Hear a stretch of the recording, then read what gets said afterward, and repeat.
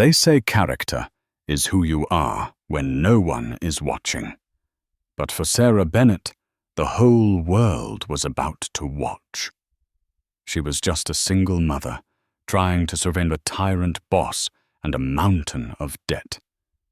When she handed a freezing homeless man a free cup of coffee, she thought the only cost would be her job. She was wrong. That single act of kindness sparked a chain reaction that would bring billionaires to their knees and reveal a secret identity that no one saw coming. Get your tissues ready. This isn't just a story about revenge. It's about justice. The rain in Seattle didn't just fall. It hammered against the glass, relentless and cold, much like the atmosphere inside the Silver Spoon diner. It was a Tuesday, usually a slow night, but the diner was inexplicably packed with the post-work rush. The air smelled of burnt grease, stale coffee, and the sharp metallic scent of wet umbrellas. Sarah Bennett wiped her forehead with the back of her hand, tucking a loose strand of blonde hair behind her ear. Her feet throbbed. They always throbbed by 700 p.m. But tonight, the ache was a sharp, rhythmic reminder that she was 3 days late on rent, and her daughter Lily needed new inhalers. Sarah, table 4, is waiting on their scrambles. "Move it!" the voice boomed from the kitchen window. Gordon Miller, the owner of the Silver Spoon, was a man whose blood pressure was consistently higher than his hygiene standards. He was a large man, red-faced and perpetually sweating, who ruled his small kingdom of vinyl booths and linoleum floors with an iron fist. "Coming, Gordon." The toaster stuck again. Sarah called back, her voice steady, despite the knot of anxiety tightening in her chest. She grabbed the hot plates, ignoring the sting of the ceramic against her fingertips, and rushed to table 4. She forced a smile. That was the job. Smile when your feet bleed. Smile when the customers don't tip. Smile when your boss screams at you. "Here you go, folks. Careful, the plates are hot. Can I get you any refills?" As she poured coffee, the brass bell above the front door jingled violently. A gust of wind swept through the diner, carrying rain and dead leaves with it. The temperature in the room seemed to drop 10 degrees instantly. Conversations lulled as heads turned toward the entrance. Standing there was a man who looked like a ghost of the storm. He was elderly, perhaps in his late 70s, hunched over and shivering uncontrollably. His coat was a patchwork of grey wool soaked through to the skin, and his shoes were wrapped in plastic bags that had been shredded by the pavement. His beard was matted, and water dripped from the tip of his nose. He didn't move further inside. He just stood on the welcome mat, shaking his eyes, darting around the room, as if expecting to be struck. Sarah felt a pang of sympathy so sharp it almost hurt. She saw her own father in his weary eyes, the exhaustion of a life that had been unkind. "Hey!" Gordon's voice cut through the silence like a whip. He stormed out from behind the counter, wiping his greasy hands on his apron. You can't stand there dripping on my floor. This is a business, not a shelter. Get out." The old man flinched. I just need a moment," he rasped, his voice sounding like dry leaves crushing together. "Just to warm up. Please." "No loitering," Gordon barked, stepping closer, using his bulk to intimidate. "Paying customers only. You got money. You got $10 for a burger." The old man reached into his pocket with a trembling hand and pulled out a few damp coins, a quarter, 2 dimes, and a penny. "I have 46 cents. Gordon let out a cruel, barking laugh. 46 cents that won't even buy you the steam off the coffee. Beat it, Pops, before I call the cops." The old man's shoulders slumped. The humiliation in his eyes was devastating. He turned slowly, ready to face the freezing rain again. Wait. The word hung in the air. Sarah hadn't meant to say it so loud, but her body was moving before her brain could stop it. She walked over to the door, blocking the old man's exit. Sarah, get back to work. Gordon warned, his eyes narrowing into slits. It's pouring, Gordon. Look at him. He's hypothermic. Sarah said, her voice trembling slightly but gaining strength. She turned to the old man. Sir, please, come sit at the counter, the stool near the heater. Sarah, Gordon roared, if he sits you pay, and I'm not talking employee discount, full price. Fine, Sarah snapped, guiding the shivering man to the stool. Put it on my tab. The diner went silent. The other customers watched, some uncomfortable, some impressed, but most just relieved it wasn't them in the line of fire. Sarah poured a fresh mug of coffee, the steam rising in a comforting swirl. She didn't stop there. She went to the pie case and cut a massive slice of warm apple pie, the expensive Dutch apple deep dish that was meant for the dinner specials. Here, she whispered, sliding the mug and the plate toward him. Drink it slow. It's hot. The old man looked up at her. His eyes were a piercing, startling shade of blue, contrasting sharply with his weathered face. For a second, the tremor in his hands stopped. You don't have to do this, miss, he said softly. He's very angry. He's always angry, Sarah whispered back, offering him a napkin. My name is Sarah. What's yours? The man hesitated. He looked at the coffee, then back at her. Arthur. My name is Arthur. Nice to meet you, Arthur. Eat up. For 10 minutes, the diner was peaceful. Arthur ate with a dignity that didn't match his clothes. He used the fork properly, wiped his mouth after every bite, and savored the coffee as if it were a vintage wine. But behind the counter, Gordon was stewing. He wasn't just angry. He was calculating. He watched Sarah interacting with the bum. Watched the other customers, looking at her with sympathy, and he hated it. He hated that she defied him. He hated that she was the favorite waitress. He needed to make an example of her. Gordon picked up the phone behind the register. He didn't dial the police. He dialed his own cell phone, just to look busy slamming the receiver down a moment later to create a scene. That's it, Gordon yelled, marching toward the counter. Arthur froze the fork halfway to his mouth. Time's up, Gordon sneered. You've had your charity. Get out. And you, he pointed a thick sausage-like finger at Sarah, in my office. Now. Let him finish, Sarah pleaded, standing between Gordon and Arthur. He's finished when I say he's finished. You think you run this place, Bennett. You think because you have a pretty face, you can give away my inventory to every stray dog that walks in. I'm paying for it, Sarah argued. It's not about the money, Gordon screamed, his face purple. It's about the image. Look at this place. People are trying to eat and you bring in trash. Arthur slowly stood up. He placed the napkin on the counter. He didn't look scared anymore. He looked disappointed. I will leave, Arthur said, his voice surprisingly firm. Sarah, thank you. That was the best pie I have had in a very long time. Arthur, wait. It's raining so hard, Sarah said, reaching for his arm. Don't touch him, Gordon yelled. You want to help him so bad. Good. Because you're done. Done here. Sarah froze. What? You're fired. The words rang out clearer than the bell on the door. You're fired. The diner fell into a dead silence. The only sound was the hum of the refrigerator and the rain battering the roof. Sarah felt the blood drain from her face. Gordon, please, you can't be serious. I have a shift tomorrow. I have rent due in 2 days. Lily needs her medication. Should have thought about that before you turned my restaurant into a soup kitchen. Gordon spat, crossing his arms triumphantly.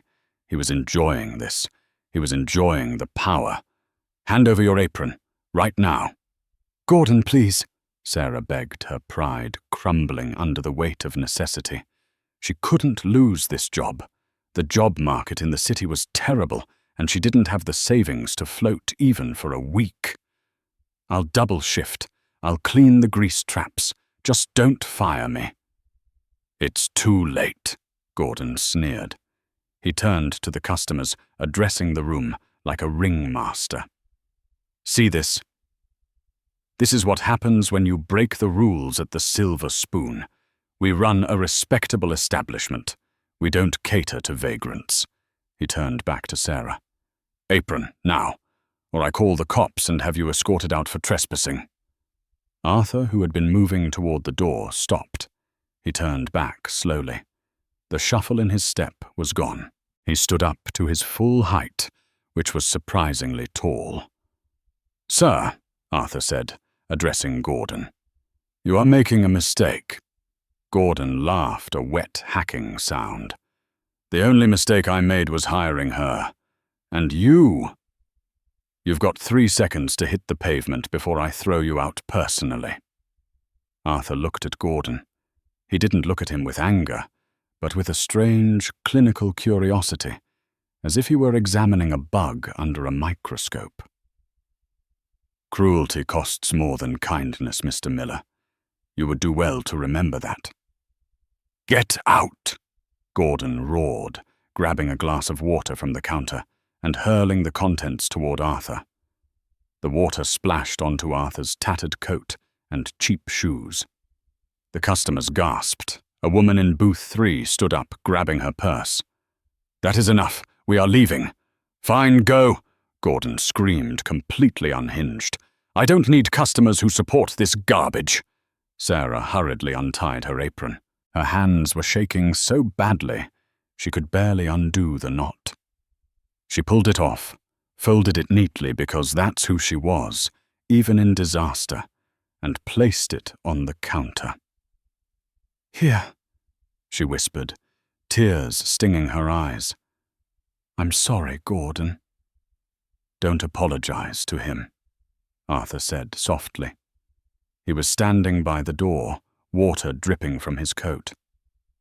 He doesn't deserve your apology, Sarah. Sarah walked over to Arthur. She ignored Gordon's shouting. She reached into her purse, her own worn-out leather bag, and pulled out her umbrella. It was a cheap black umbrella, one of the few things she owned that wasn't broken. Arthur, she said, pressing it into his hands. Take this. Please, you can't be out in this rain without cover. Sarah, you'll get wet, Arthur said, looking at the umbrella as if it were made of gold. I'm young. I'll run to the bus stop. Please, take it. Arthur took the handle. His fingers brushed hers. His hands were cold, but his grip was strong. You have a good heart, Sarah Bennett. A rare heart. Get out of my store, Gordon yelled one last time, picking up a phone. Sarah pushed the door open. The wind howled instantly, soaking her waitress uniform. She guided Arthur out under the awning. Do you have a place to go? She asked, shouting over the rain. I have arrangements to make, Arthur said cryptically. He opened the umbrella she gave him. Go home to your daughter Sarah. Go home and hug her tight. I will, she sobbed, the reality of her situation crashing down on her. Goodbye, Arthur. She watched him walk away into the dark, rainy street, a lonely figure under a small black umbrella. Then she turned and ran in the opposite direction, toward the bus stop, tears mixing with the rain on her face. Inside the diner, Gordon Miller smoothed his hair back, feeling like a king who had just crushed a rebellion. He didn't notice that 3 other tables had left cash on the table and walked out in disgust. He didn't notice the dark black sedan parked across the street, its wipers moving slowly, witnessing everything. Sarah's apartment was a fourth-floor walk-up in the bad part of town, the kind of neighborhood where the streetlights flickered and the sirens were a constant lullaby. She unlocked the door with trembling hands, shaking the water from her hair, before entering. It was small, just a living room that doubled as a bedroom for her, and a tiny side room for Lily. The air smelled of lavender and old books. Sarah tried hard to make it a home, despite the peeling paint and the drafty windows. "Mommy?" A sleepy voice drifted from the small room. Lily, 6 years old, and small for her age, stood in the doorway rubbing her eyes. She was clutching a worn-out teddy bear. "Hey, baby," Sarah whispered, forcing her voice to be steady. She dropped her bag and rushed over, scooping Lily up. She buried her face in her daughter's hair, inhaling the scent of baby shampoo. It was the only thing that kept her from screaming. "You're home early," Lily said, yawning. "Did you bring pie?" The question broke Sarah's heart. Usually Gordon let her bring home the stale leftovers. Not tonight. "No pie tonight, sweetie. The oven broke." Sarah lied. She carried Lily back to bed and tucked her in. "Go back to sleep. Mummy has to do some paperwork." Once Lily was asleep, Sarah sat at the small, chipped kitchen table. She pulled out her phone and opened her banking app. Balance $42,800. She stared at the number. Rent was $850. It was due in 2 days. The landlord, Mr. Russo, had already given her a warning last month. One more late payment, and they were out. She put her head in her hands. Why did I do it? The thought intruded bitter and sharp. Why did I have to be the hero? Why couldn't I just let the old man leave? But then she remembered Arthur's shaking hands. She remembered the way Gordon had thrown water on him. No, she couldn't have done anything else.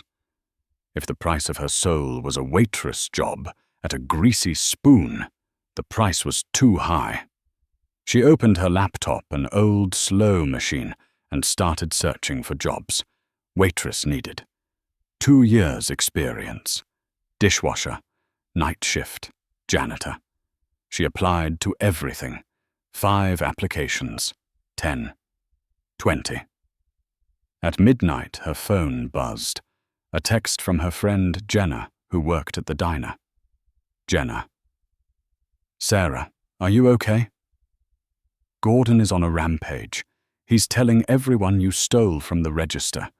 He says he's going to blacklist you from every restaurant in the district." Sarah stared at the screen, horror washing over her. It wasn't enough to fire her. He wanted to destroy her. In the restaurant industry, word traveled fast. If Gordon Miller said she was a thief, no one within 10 miles would hire her. She felt a wave of nausea. She was trapped, across the city in a penthouse suite, overlooking the glittering skyline of Seattle. The atmosphere was very different. The fireplace roared with a controlled gas-fed flame. The furniture was Italian leather, the floors imported marble. Arthur sat in a wingback chair, wrapped in a plush velvet robe. A doctor was currently checking his vitals. "Blood pressure is a bit elevated, Mr. Sterling, but given you spent 2 hours in the freezing rain, you're remarkably stable," the doctor said, packing his bag. "Though I really must advise against these field tests of yours. You are 78, not 28. Arthur Sterling, billionaire real estate mogul and majority shareholder of the Phoenix Group, took a sip of hot tea. The homeless disguise lay in a pile in the corner, currently being bagged by a butler to be burned. "I needed to see it for myself, Doctor. Arthur said, his voice strong and commanding, the rasp gone. My team told me that the Westside franchise branch was underperforming financially. They didn't tell me the management was morally bankrupt. The door to the study opened, and a man in a sharp grey suit walked in. This was James Thornton Arthur's chief legal counsel and right-hand man. He held a tablet. "Sir," Thornton said, nodding to the doctor, "I have the report you asked for. Read it to me, James. Gordon Miller. He's been managing the Silver Spoon for 6 years. We've found discrepancies in the inventory logs, suggesting he's skimming about 15% of the profits. But more importantly, we looked into the employee he fired." Arthur leaned forward. "Sarah." "Sarah Bennett," Thornton confirmed. "Single mother, widow. Her husband died 3 years ago in a construction accident. No insurance payout. She's been working double shifts for 2 years. Her daughter Lily has severe asthma. They are currently 3 days away from eviction." Arthur closed his eyes. He gripped the armrest of his chair. He remembered the umbrella. The cheap black umbrella she had forced into his hands while she ran into the rain. "She gave me her umbrella, James," Arthur said softly. "She has nothing, and she gave me her protection." "What are your orders, sir?" Thornton asked, tapping his stylus against the tablet. "Do you want us to file a lawsuit for the skimming?" "We can have the police pick up Mr. Miller by morning." Arthur stood up and walked to the window. He looked down at the city lights. "No," Arthur said, a cold smile touching his lips. "Police is too easy. A lawsuit takes too long. Mr. Miller likes to humiliate people. He likes to have an audience." Arthur turned back to his lawyer. "Get the car ready for tomorrow morning, the Rolls-Royce, and call the acquisitions team. I want to buy the building. Not just the building, the block. And Sarah Bennett. Find out where she lives," Arthur said. "But don't contact her yet. I want her to be there tomorrow. I want her to see it." "See what, sir?" Arthur's eyes flashed with that same intensity that had built an empire. The scales balancing. The morning sun was mocking Sarah. It was bright, crisp, and cheerful, a complete insult to the storm inside her heart. She hadn't slept. Every time she closed her eyes, she saw Gordon's purple face screaming at her, and the sad, resigned hunch of Arthur's shoulders as he walked into the rain. She checked her phone again. No callbacks from the job applications. "Mummy, why aren't you at work?" Lily asked, sitting at the kitchen table, coloring in a picture of a cat. "They gave me a vacation, sweetie." Sarah lied, pouring Lily a bowl of cereal. "But I have to go there for just a minute today to pick up something." She had to go back. It was the hardest thing she could imagine doing, but she had no choice. Gordon owed her for the last 2 weeks of work, plus her tips from the jar. It would amount to maybe $600. Enough for the rent partial payment and the inhaler. Without that check, they were on the street by Friday. "Can I come?" Lily asked. "No, honey. Mrs. Gable next door is going to watch you for an hour. I'll be right back." Leaving Lily with the neighbor, Sarah began the walk to the Silver Spoon. Her stomach turned with every step. She felt a deep, burning shame. She was a hard worker. She was honest. And yet she was walking to beg a thief for money she had earned. When she reached the diner, it was just hitting the lunch rush. The windows were steamed up. She could see silhouettes moving inside. She hesitated at the door, her hand hovering over the handle. "You do this for Lily," she told herself. She pushed the door open. The bell chimed. It sounded like a death knell. Conversation didn't stop this time, but the mood shifted.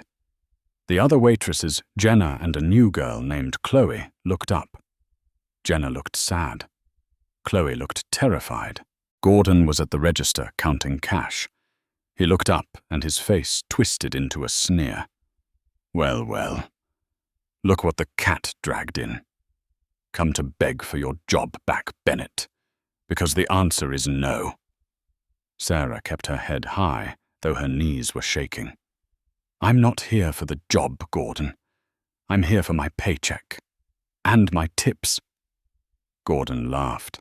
He leaned over the counter, lowering his voice so the customers wouldn't hear the venom. Paycheck. You think you get a paycheck? You gave away $20 worth of food last night. You caused a scene that lost me business. By my calculations, you owe me money. That's illegal, Gordon, Sarah said, her voice rising. I worked 80 hours over the last 2 weeks. Give me my check. Or what?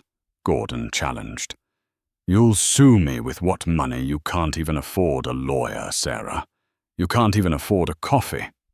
Please, Sarah whispered, her fight draining away. Gordon, I have rent. Lily needs medicine. Not my problem, Gordon said, turning his back on her. Get out. If you're not out in 5 minutes, I'm calling the police. And this time, I'll tell them you were trying to rob the register. Sarah stood there frozen. The cruelty was suffocating. She looked at Jenna, who mouthed, I'm sorry. She retreated to the corner booth, the one furthest from the door, and sat down, burying her face in her hands. She couldn't leave. Not without the money. She would sit here until he gave it to her, or until the police came. At this point, she didn't care if she went to jail. At least jail had a roof. Hey, a customer whispered. It was a regular Mr. Henderson. He slid a $10 bill across the table. For the little one. Sarah looked at the money and sobbed. Thank you, she choked out. Gordon saw the exchange. Hey, no tipping the loiterers, he shouted. But before Gordon could march over and physically throw Sarah out, the ground seemed to vibrate. It started as a low hum, then grew into a rumble that rattled the silverware on the tables. The light coming through the front window changed, blocked by something massive. What is that? A customer asked, looking out the window. Gordon looked up from the register. Probably a delivery truck blocking the lane again. I'll go yell at them. He marched to the window, ready to scream, but the words died in his throat. It wasn't a delivery truck. Parked directly in front of the Silver Spoon, taking up the entire no-parking loading zone, was a convoy of 3 matte black Cadillac Escalades. Their windows were tinted pitch black. They looked like government vehicles, or perhaps the transport for a head of state. But they were just the escort. Sandwiched between the SUVs was a car that didn't belong in this neighborhood. It didn't belong in this zip code. It was a Rolls-Royce Phantom extended wheelbase, painted a deep midnight blue that looked almost black. The chrome grille gleamed in the sunlight like the gates of heaven. The Spirit of Ecstasy hood ornament stood proud and silver. Holy, Gordon breathed. The diner went silent. Forks clattered onto plates. Everyone was looking outside. Is that a movie star? Jenna whispered. Maybe it's the mayor, someone suggested. The mayor drives a Ford, Mr. Henderson corrected. That's real money. That's I own the bank money. Gordon Miller straightened his apron. He quickly wiped a smudge of ketchup off the counter. His mind raced. A VIP. A high roller.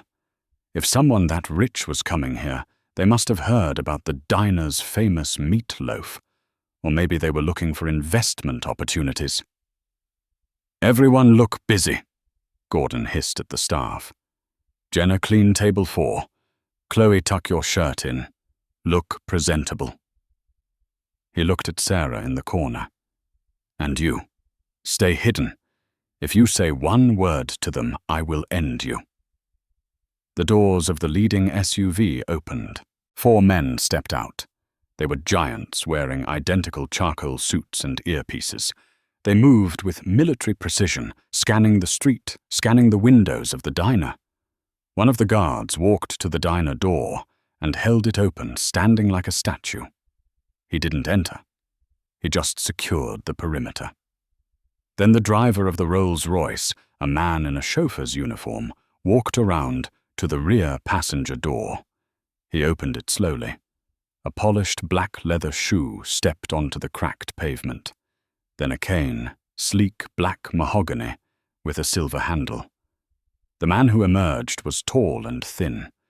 He wore a navy blue three-piece suit that was tailored to perfection. A silk tie, a pocket square.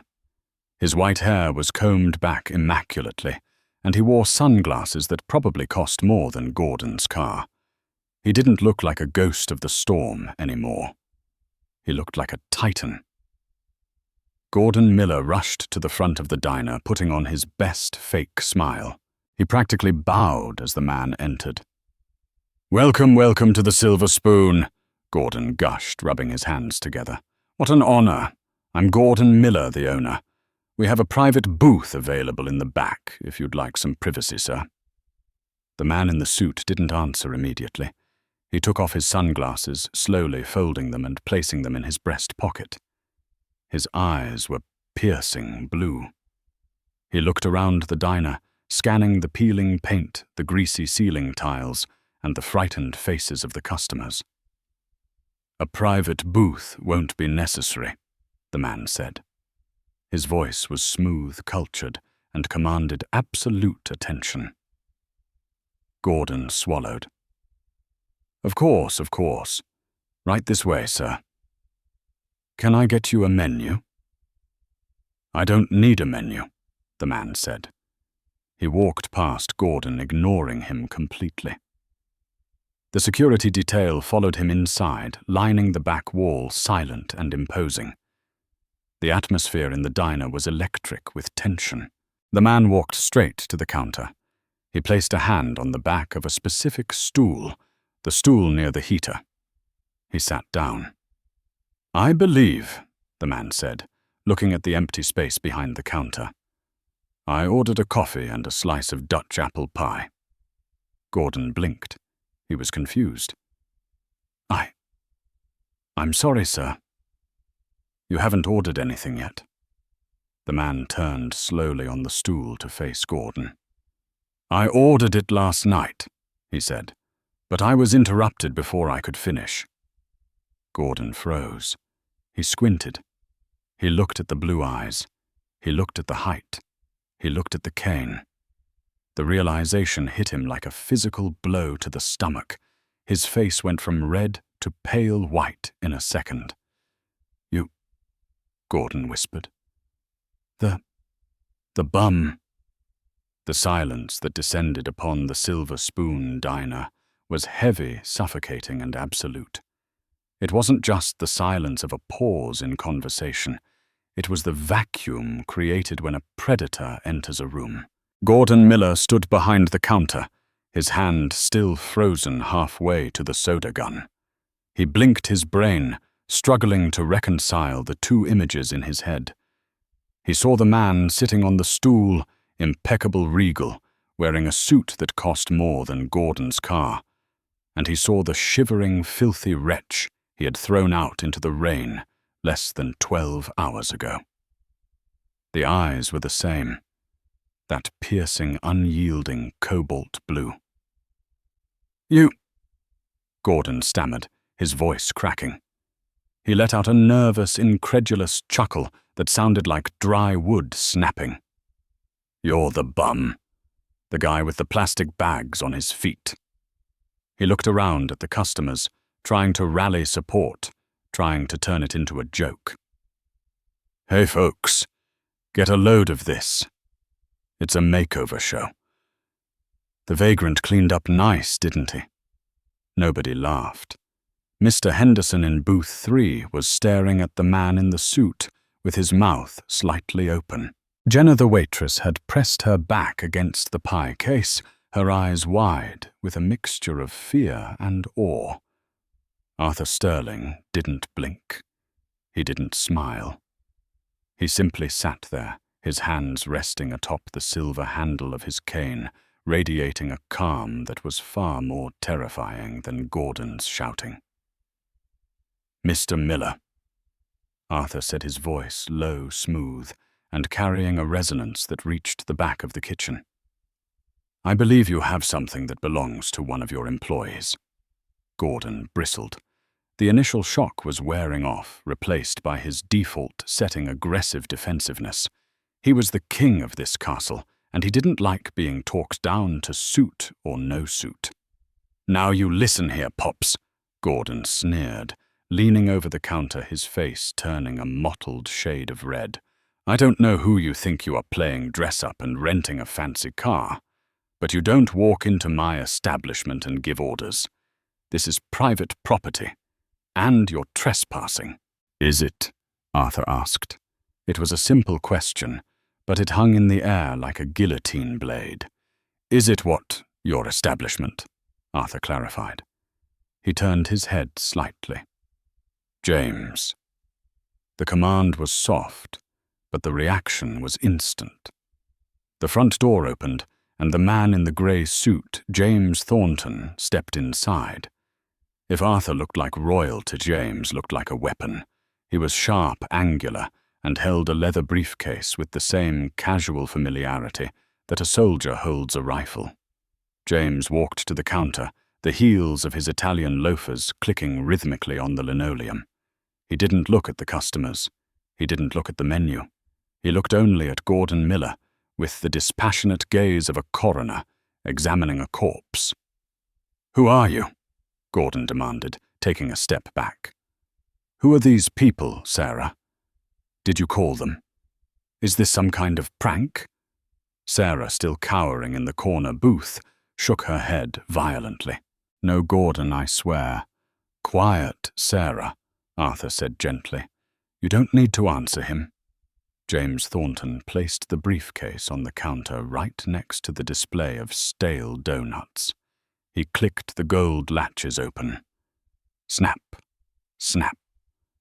The sound echoed in the silent diner. "My name is James Thornton," the lawyer said, his voice dry and clinical. "I am the chief legal counsel for the Phoenix Group." A gasp rippled through the room. In Seattle, the Phoenix Group wasn't just a company. It was an institution. They built the skyscrapers. They paved the roads. They funded the hospitals. Gordon's face went pale. "Phoenix Group? What does that have to do with me? Allow me to introduce my employer." James continued, gesturing to the man on the stool.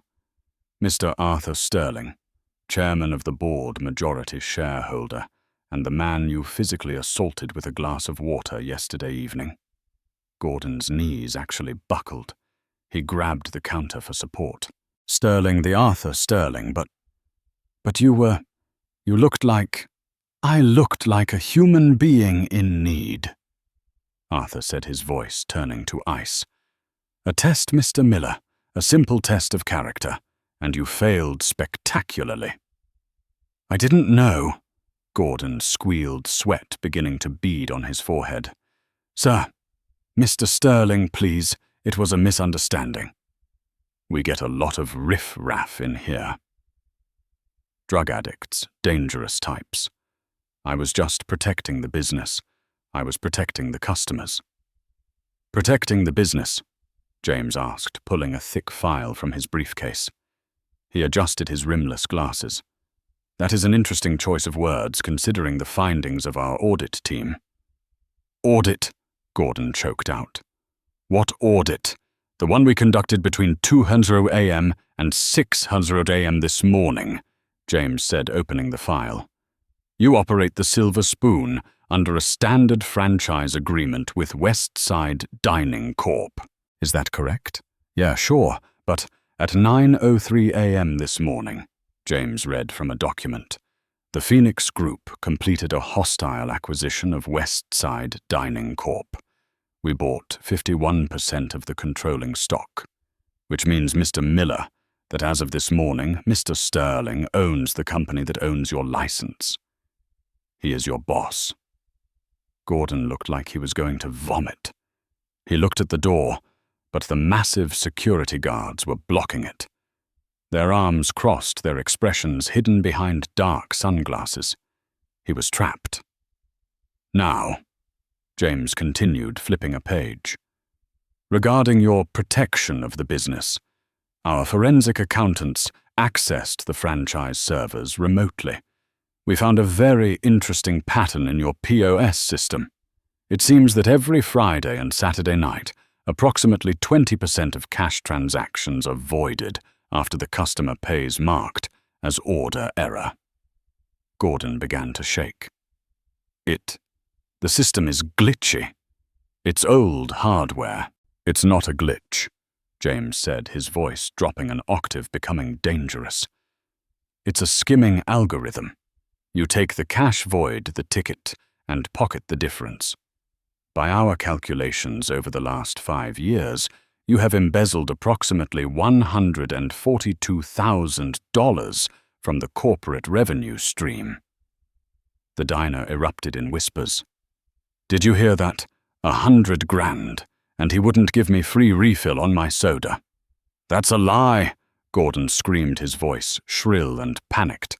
"You can't prove that those are just numbers. You're framing me because you're mad about the water. We also have the tax evasion," James went on, ignoring the outburst, "and the alteration of employee time cards." James turned slowly to look at the corner booth. "Ms. Sarah Bennett, please come join us." Sarah stood up. Her legs felt like lead. She walked slowly toward the counter, her heart hammering against her ribs. She felt exposed, terrified, and yet strangely protected. When she reached the counter, Arthur stood up. It was a gesture of respect that silenced the room. He pulled out the stool next to him. "Sit, Sarah," he said softly. She sat. She looked at Gordon. He wasn't the terrifying tyrant anymore. He was a sweating, shaking, desperate man. James looked at Sarah.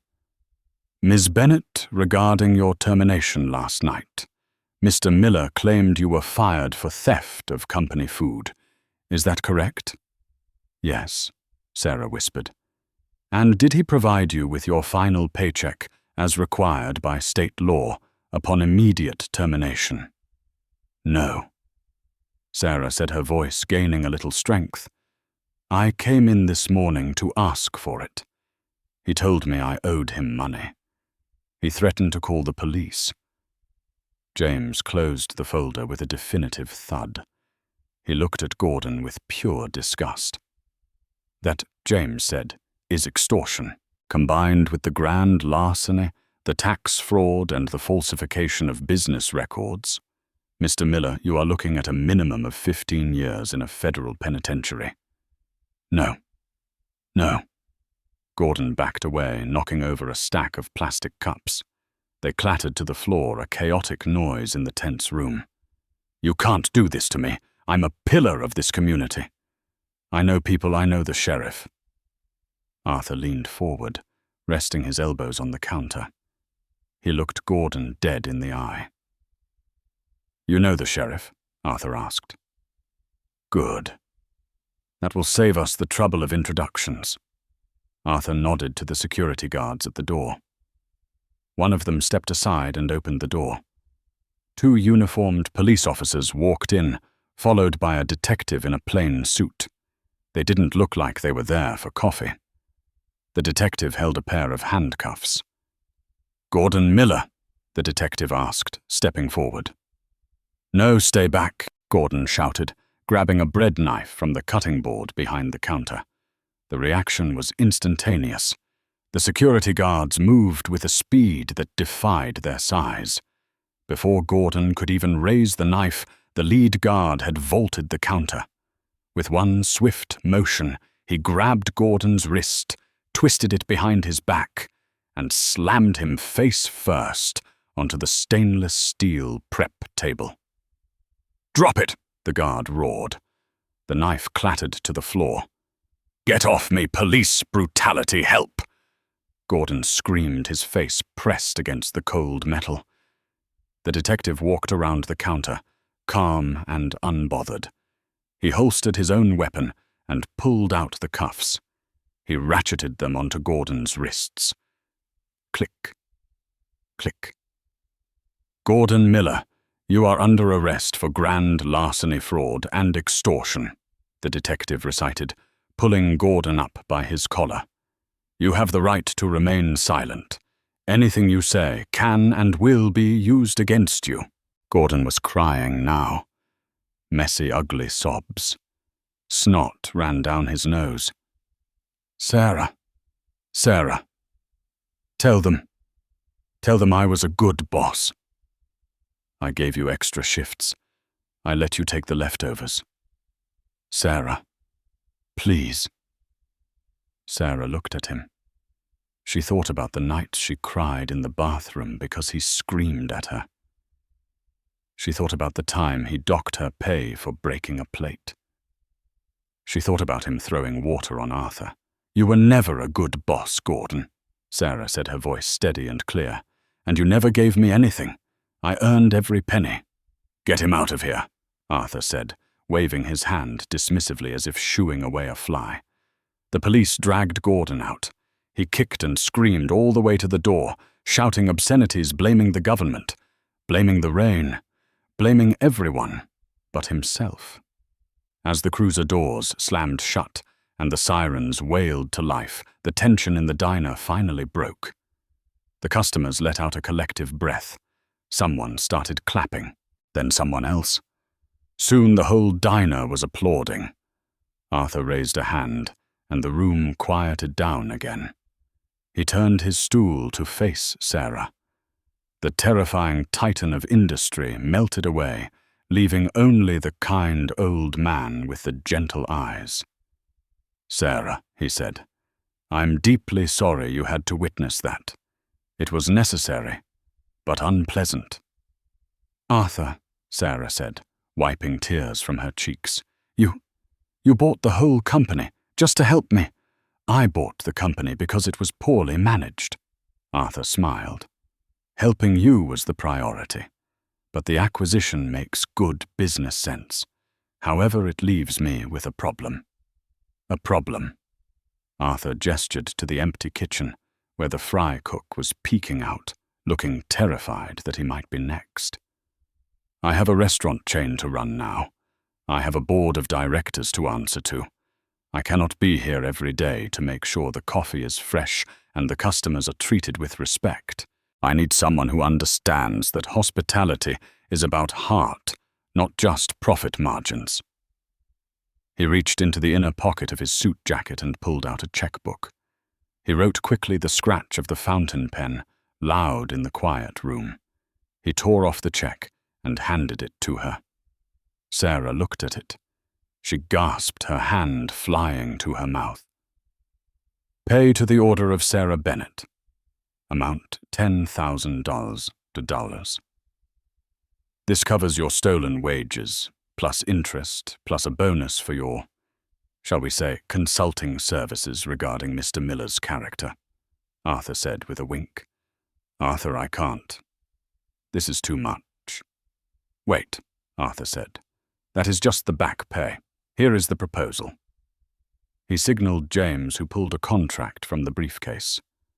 "I am firing the regional manager," Arthur stated matter-of-factly, "and I need a general manager for this location immediately, someone who I trust implicitly."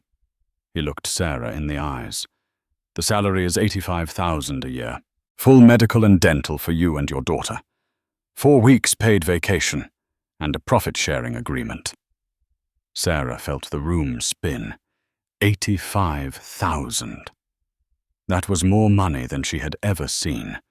It meant no more eviction notices. It meant the best doctors for Lily. It meant breathing.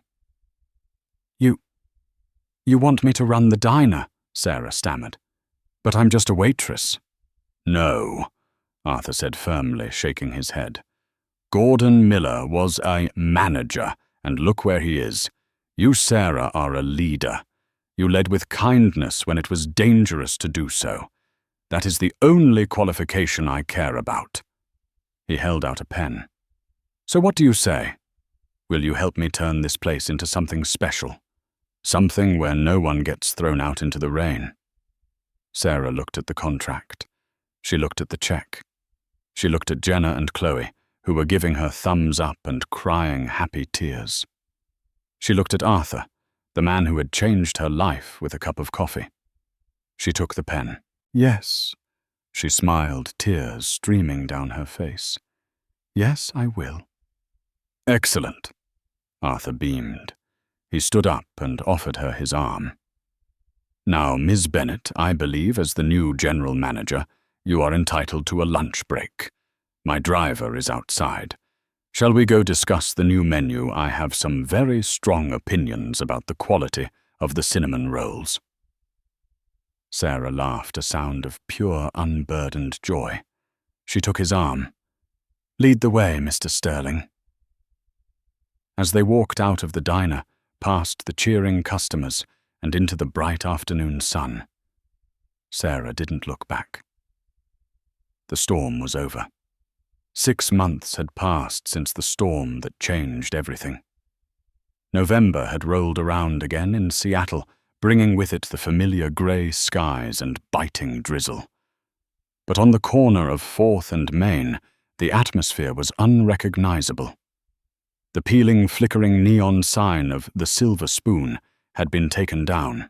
In its place hung a handcrafted sign made of polished oak, illuminated by warm, inviting gooseneck lamps. It read simply Arthur's Table. Inside, the transformation was nothing short of a miracle. The smell of stale grease and despair had been scrubbed away, replaced by the rich aroma of roasted hazelnut coffee-fresh yeast rolls and slow-cooked pot roast. The cracked linoleum floors were gone, covered now by honey-colored hardwood that gleamed under the soft lighting. Sarah Bennett stood behind the counter, but she wasn't wearing the stained polyester uniform that used to chafe her skin. She wore a fitted charcoal blazer over a white blouse, her hair styled neatly. She looked like a woman in charge because she was. "Order up, Jenna," Sarah called out, sliding a plate of blueberry pancakes onto the pass. Jenna, who had been promoted to floor manager, scooped up the plate with a grin. "On it, boss. By the way, Mr. Henderson is asking if we're doing the Thanksgiving drive again this year." "Tell him yes," Sarah smiled, wiping her hands on a clean towel. "And tell him we're aiming for 500 meals this time." The diner was packed. It wasn't just the food that brought people in, it was the spirit of the place. Under Sarah's management, and with the backing of the Phoenix Group, the diner had become a sanctuary. The most striking feature of the renovation was the wall directly behind the register. It was painted a chalkboard black and was covered in hundreds of colorful sticky notes. This was the pay-it-forward wall. A construction worker would come in, buy his lunch and pay for an extra coffee, sticking a pink note on the wall. For a veteran, a lawyer would buy a sandwich and leave a note for a single mom who needs a break. A teacher would leave a note soup for anyone who is cold. It was a self-sustaining cycle of kindness. Sarah had made sure that no one, absolutely no one, was ever turned away for lack of money. If you couldn't pay, you took a note from the wall. No questions asked, no judgment, no Gordon Miller screaming at you. Speaking of Gordon, the news had just broken that morning. He had been sentenced to 5 years for embezzlement and fraud. The darkness over the diner had finally lifted completely. The brass bell above the door chimed a rich, welcoming sound, not the jarring clang of the old days. The chatter in the diner dipped slightly as a figure entered. It was Arthur Sterling. He looked healthier than he had in years. His color was good, his step was sprightly, and he was dressed in a tan trench coat with a cashmere scarf. He didn't bring his security team inside anymore. The diner was the safest place in the city for him. The regulars here would probably tackle a threat before the bodyguards could even unholster their weapons. "Grandpa Arthur!" The shout came from the corner booth. Lily, now 7 years old and breathing easily without the constant wheeze of asthma, jumped up from her coloring books. She ran across the room and hugged Arthur's legs. "There she is." Arthur laughed, his eyes crinkling with genuine joy. He patted her head. "Have you been doing your multiplication tables?" "Yes, and Mom let me help frost the cupcakes." Sarah walked out from behind the counter, a warmth spreading through her chest that had nothing to do with the heaters. "Arthur, we weren't expecting you until Tuesday. Is everything okay?" "Everything is perfect, Sarah," Arthur said, hanging his coat on the rack.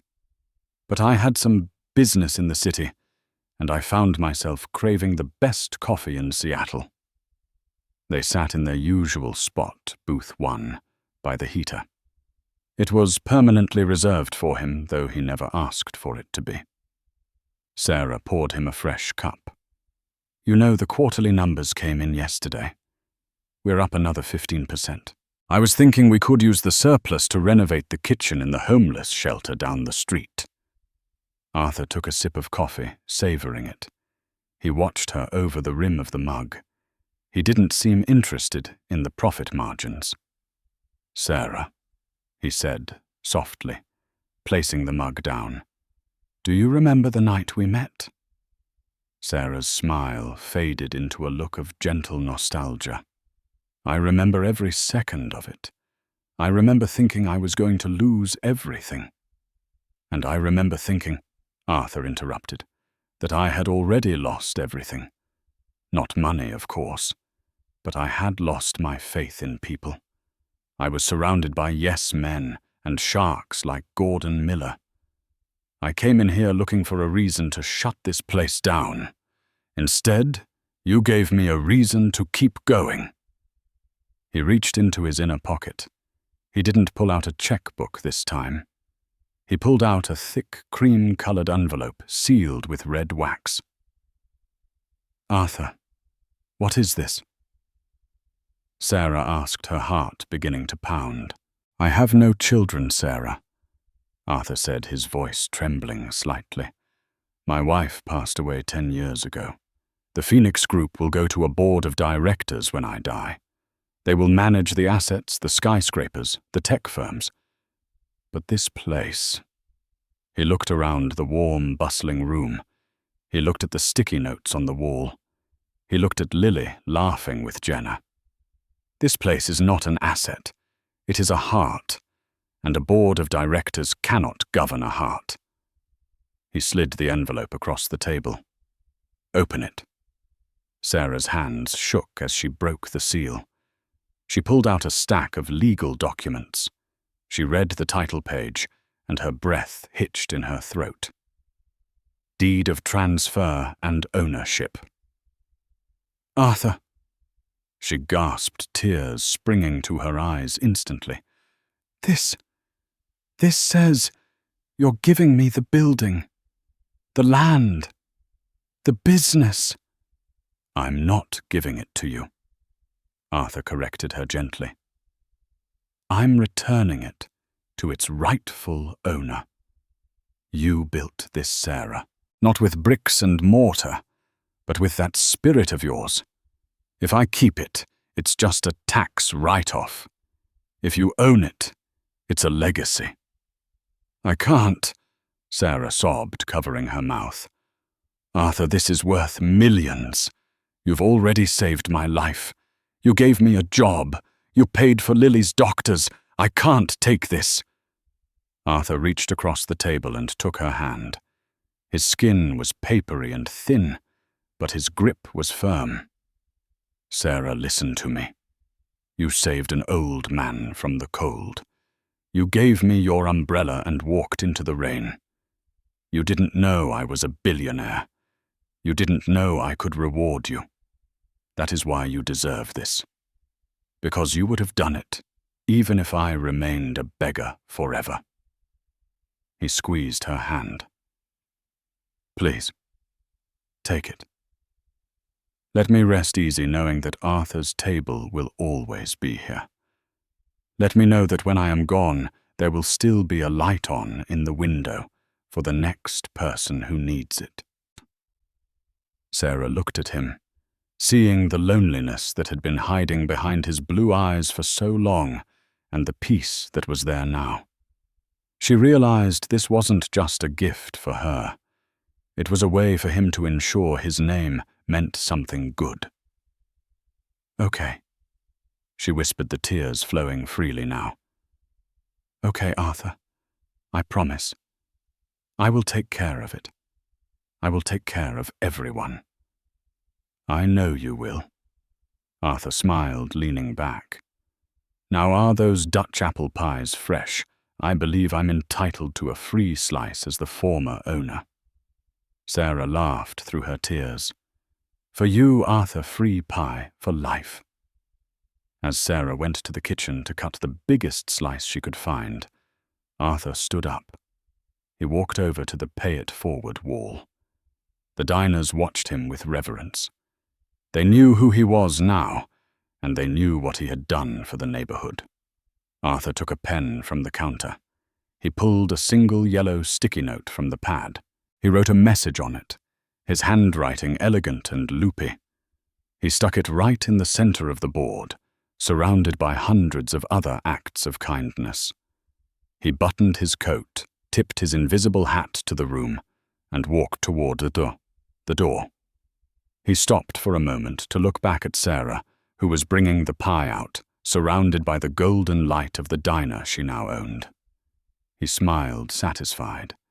The scales were balanced. He walked out into the rain, but he didn't feel the cold. Sarah walked to the board to read what he had written. The note simply said, "For the next angel who forgets their umbrella. Arthur." Sarah touched the note, wiped her face, and turned back to the room. "All right, everyone," she announced, her voice strong and full of joy. "Coffee rounds are on the house." The diner erupted in cheers, the sound spilling out onto the street, drowning out the rain, proving that even the darkest storms eventually run out of rain. And that is the incredible conclusion of Sarah Bennett's journey. From a desperate waitress counting pennies to the owner of the very establishment that once fired her. Sarah's story is a testament to the law of the harvest.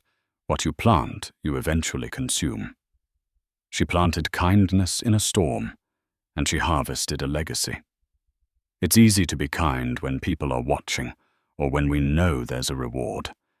But Sarah showed us that true character is treating a beggar like a king simply because he is a human being. Arthur Sterling may have had the money, but Sarah had the wealth that actually matters, a heart that couldn't be bought. What do you think about Arthur's final gift? Did Sarah deserve the entire restaurant? Let me know your thoughts in the comments below.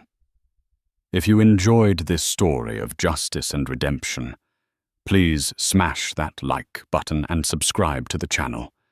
Turn on notifications so you never miss a drama. Thank you for watching, and remember, be the reason someone believes in the goodness of people.